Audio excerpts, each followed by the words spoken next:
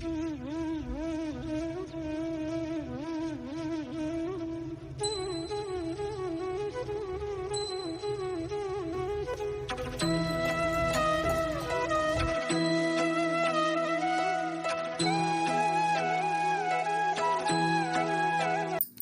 Friends, welcome to Uma sweet home vlog. तो आज blog की जो स्टार्टिंग हो रही है वो हो रही है मंदिर में भगवान जी के दर्शन के साथ। तो आप भी मंदिर में दर्शन कर लीजिए भगवान जी के, क्योंकि आज है गणेश चतुर्थी और हमारे यहाँ इसको संकट भी कहते हैं, संकट चतुर्थी।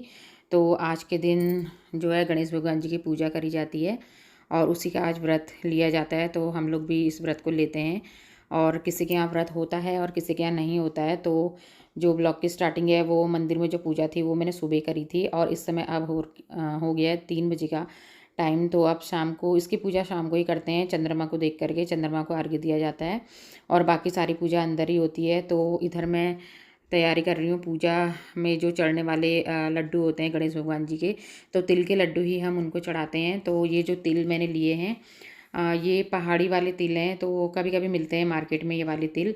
और जो हवन वाले तिल होते हैं उनके लड्डू नहीं बनते हैं, क्योंकि अब मजबूरी में तो बनाने पड़ते हैं, लेकिन वो वाले तिल थोड़ा कड़वे होते हैं, उनका टेस्ट कड़वा होता है। तो ये वाले तिल अच्छे होते हैं, इन्हीं के लड्डू हम लोग बनाते हैं।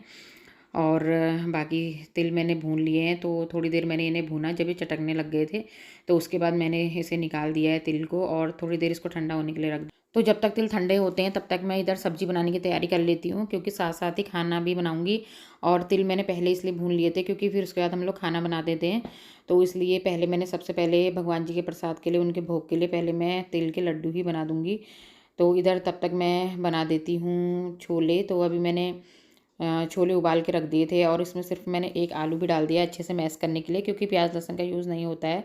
तो इसलिए थोड़ा सा व्रत के दिन इस तरीके की ग्रेवी वाली सब्ज़ी खाने का ही मन होता है।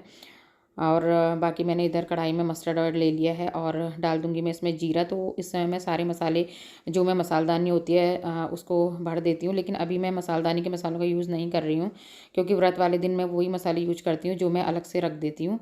और उसके बाद मैंने इसमें टमाटर डाल दिया है। टमाटर डालने के बाद बाकी जो बेसिक से मसाले थे वो ही मैं इसमें ऐड कर रही हूँ, क्योंकि इससे मैं सारी रेसिपीज़ दिखाना पॉसिबल नहीं होता है, नॉर्मल सी रेसिपीज़ होती हैं, सभी एक जैसा ही बनाते हैं अपने घरों में। तो इधर ब्लॉग भी बहुत ज़्यादा लंबा हो जाएगा इस वजह से। और इधर धनिया मैंने इसमें ऐड कर दिया है और धनिया डालने के बाद फिर इसे मैं ढक्कन लगा के इसे बंद कर दूँगी। और एक मैं बनाऊँगी पनीर की सब्ज़ी, तो उसे मैं बाद में बनाऊँगी। और इधर तिल भी ठंडे हो चुके हैं, तो इसको मैं मिक्सी में डाल दूँगी और इसको थोड़ा सा चला लेंगे। तो ज़्यादा नहीं चलाना है, थोड़ा सा ही चलाएँगे, क्योंकि एकदम से पीस जाते हैं ये।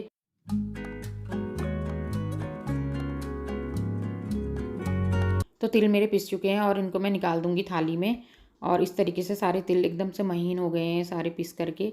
और उसके बाद सबसे ज़्यादा जो मेहनत वाला काम होता है वो होता है तिल के लड्डू बनाना, क्योंकि जब तक हम इसमें अच्छे से, पहले हम इसमें गुड़ मिलाएंगे, उसके बाद इसको मैश करेंगे, फिर इसको खूब ज़्यादा हम मसलेंगे।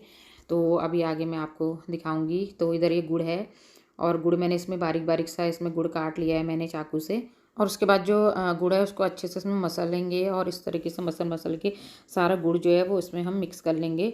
और उसके बाद खड़े होकर के तो मुश्किल था तिल के लड्डू बनाना, तो उसके बाद मैं नीचे बैठ गई हूँ और अच्छे से कम 10 मिनट तक इस तरीके से मैंने मसल मसल के इसमें से तेल निकाल दिया है, जो आपको दिख रहा होगा। तो मैं आपको दिखा रही हूँ इस तरीके से इसको निचोड़ करके कि इसमें से कितना सारा तेल निकला है। तो यही जब तक इनमें से तेल नहीं निकलता है तब तक इसके लड्डू नहीं बनते हैं, और इसमें से तेल निकालना बहुत ज़रूरी होता है। तो यही तिल के लड्डू होते हैं और बहुत ज़्यादा हेल्दी होते हैं तिल के लड्डू। तो जाड़ों में तो ज़रूर खाने चाहिए, क्योंकि गर्मियों में तो थोड़ा सा गुड़ पड़ा होता है। ये देखिए मैं आपको अपना हाथ भी दिखा रही हूँ और कितना तेल मेरे हाथों पे लगाया है और सारे लड्डू जो है बन के तैयार हो चुके हैं। और इस तेल भी इसमें इतना सारा आ गया है थाली पे सारा। और इसमें जो मैंने छोटे छोटे से लड्डू बनाए थे तो वो मैंने 11 बनाए थे गणेश भगवान जी के लिए। तो मोदक यही वाले चढ़ेंगे तिल के लड्डू वाले। और बाकी जो इधर तैयारी है, बेलपत्रियाँ धो के रख दी हैं और ये वाली तैयारी जो है वो मेरे हस्बैंड ने करी है, क्योंकि इस व्रत में बहुत ज़्यादा काम होता है। तो ये बेलपत्री जो है वो धोई थी और उसके बाद दूबा तो बीन दिया था। उसके बाद बत्तियाँ मैंने सुबह ही बना दी थी, बना करके पका भी दी थी। और उसके बाद जौ तिल चावल उन्होंने बीन के रख दिए थे और पंचामृत भी उन्होंने ही बनाया ये। और उसके बाद इधर मैं खाने की तैयारी भी कर लेती हूँ साथ साथ ही, क्योंकि पूजा वाले काम में अगर हेल्प मिल जाती है तो काफ़ी ज़्यादा अच्छा लगता है, नहीं तो अकेले बहुत ज़्यादा काम हो जाता है। और इधर पहले मैं भगवान जी के लिए भोग के लिए पोहे बना दूँगी, तो उसके लिए मैं घी ले लूँगी और ये वाले पोहे मैं घी में ही बनाती हूँ भगवान जी के भोग के लिए। तो उसके बाद बाकी हम प्रसाद सुबह बाँटते हैं, तो इसलिए बाकी जो पुए होते हैं वो मैं सुबह ही बनाती हूँ, गरम-गरम वाले पुए। तो बाकी रात से बना कर के फिर सुबह तक वो ठंडे ही हो जाते हैं वैसे भी, और ज़्यादा बनाने का टाइम होता भी नहीं है।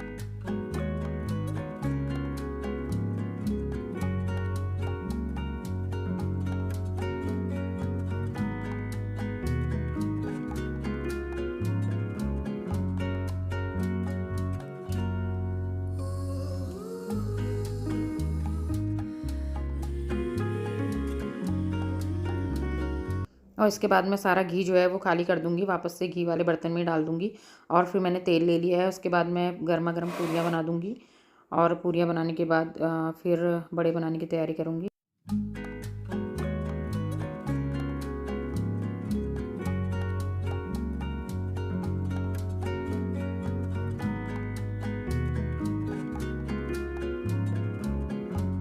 तो बड़े के मसालों में मैंने सब कुछ मिला दिया था, और बस हींग मैंने छोड़ दिया था, बाकी सब कुछ मिलाया है इसमें। और उसके बाद बड़े मैं डाल दूँगी इसमें।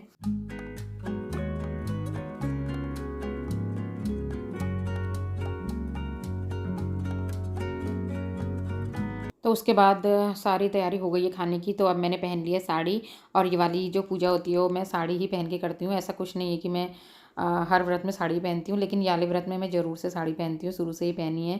तो अब मैं आपको दिखा रही हूँ खाना। इधर पनीर की सब्ज़ी भी बन चुकी है, और पूरी भी, एक पूरी मैंने कढ़ाई में ही छोड़ दी है, क्योंकि कढ़ाई खाली नहीं छोड़ते हमारे यहाँ। इधर रायता भी बन चुका है, और साथ में छोले और बड़े पुए, सभी चीज़ें मैंने बना के रख दी हैं। उसके बाद बस, और ये है पुए जो मैंने मंदिर के लिए बनाए हुए थे। तो अब हम चलते हैं मंदिर की तरफ, और यहाँ हस्बैंड ने सारी तैयारी करके रखी हुई है।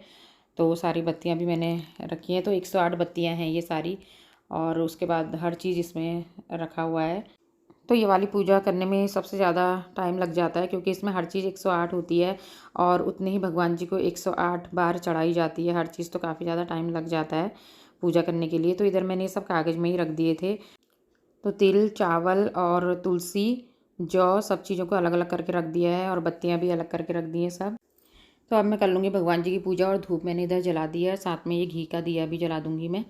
और उसके बाद फिर बाकी और पूजा हम लोग करेंगे। तो इसके बाद गणेश भगवान जी की पूजा कर लेंगे। और सबसे पहले मैंने चावल चढ़ा दिए हैं इधर, और भगवान जी मैंने यहाँ से हटाए नहीं हैं, क्योंकि शाम के टाइम पे हटाते नहीं हैं। और उसके बाद पहले चावल चढ़ाने के बाद फिर मैंने जल से, और उसके बाद पंचामृत से स्नान भगवान जी को कराएंगे हम। तो बहुत ज़्यादा पूजा करना तो मुझे नहीं आता है, पर जितना भी आता है वो मैं आपके साथ शेयर कर रही हूँ।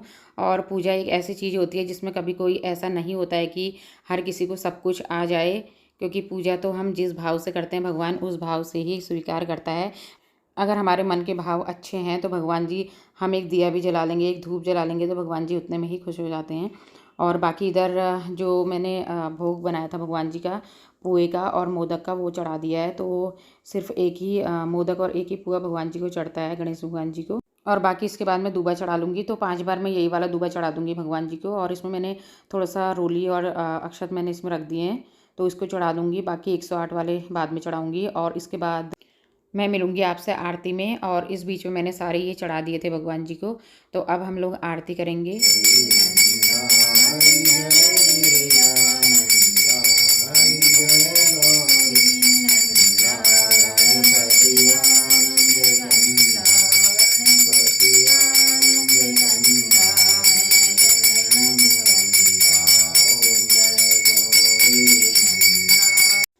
तो आरती के लिए मैंने बुक खोल के रखी हुई है, क्योंकि बहुत से लोग कहेंगे कि इन्हें आरती भी याद नहीं है, लेकिन ऐसा नहीं है। ये आरती हम लोग रोज़ तो नहीं करते हैं, गणेश जी वाली आरती करते हैं। तो इस वजह से अब जो सारी पूजा होती है, कहते हैं कि भगवान जी की सारी पूजा करने के बाद अगर कोई त्रुटि अगर पूजा में होती है, तो वो आरती ही एक ऐसी चीज़ होती है कि उसमें बिल्कुल भी गलतियाँ नहीं होनी चाहिए। तो अगर हम आरती बिल्कुल सही करते हैं तो भगवान जी उस चीज़ के लिए हमें क्षमा कर देते हैं। तो इसलिए मैंने ये बुक खोली थी, जिससे कि ज़रा सी भी गलती ना हो।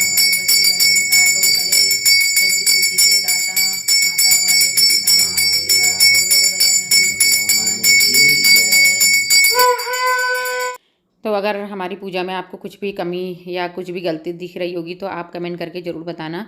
और आपको कैसा लग रहा है वीडियो, ये भी बताना ज़रूर से कमेंट करके।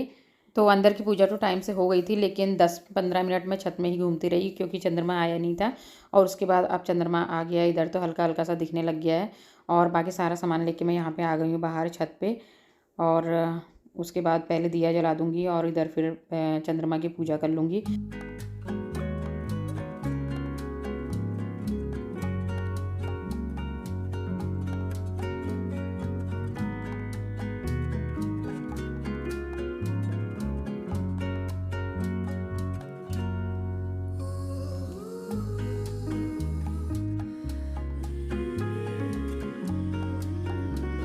तो उसके बाद अब मैं आ गई हूँ नीचे और खाना तो मैंने बना दिया था पहले, और अभी भी 9:45 बजे का टाइम हो रहा है। तो पहले मैं बच्चों के लिए खाना लगा दूँगी, उसके बाद फिर मैं भी अपने कपड़े चेंज करूँगी और उसके बाद हम लोग खाएँगे खाना। तो ये मैं थाली लगा रही हूँ और उसके बाद इसका एक लेंगे अच्छा सा फ़ोटो। तो मैंने इसमें पनीर की सब्ज़ी रख दी है, रायता भी रख दिया है और उसके बाद छोले रख दिए हैं। और बाकी ये खाना है यूट्यूब फैमिली के लिए। अगर आपको अच्छा लगे तो मुझे ज़रूर कमेंट करके बताना कि आपको कैसा लगा आज का वीडियो। अगर वीडियो अच्छा लगे तो वीडियो को ज़रूर से लाइक करना और शेयर ज़रूर करना, चैनल को सब्सक्राइब करना। तो आज का जो वीडियो है थोड़ा सा लंबा है और इसमें मैंने तिल के लड्डू भी रख दिए हैं। तो ये प्रसाद है आज का। और उसके बाद हमने पंचामृत ले लिया था प्रसाद में, ऊपर मंदिर में ही हमने ले लिया था पंचामृत वाला प्रसाद। तो अगर वीडियो पसंद आए तो एक बार लाइक कीजिएगा, चैनल को सब्सक्राइब कीजिएगा। मिलते हैं नए वीडियो के साथ, तब तक के लिए बाय।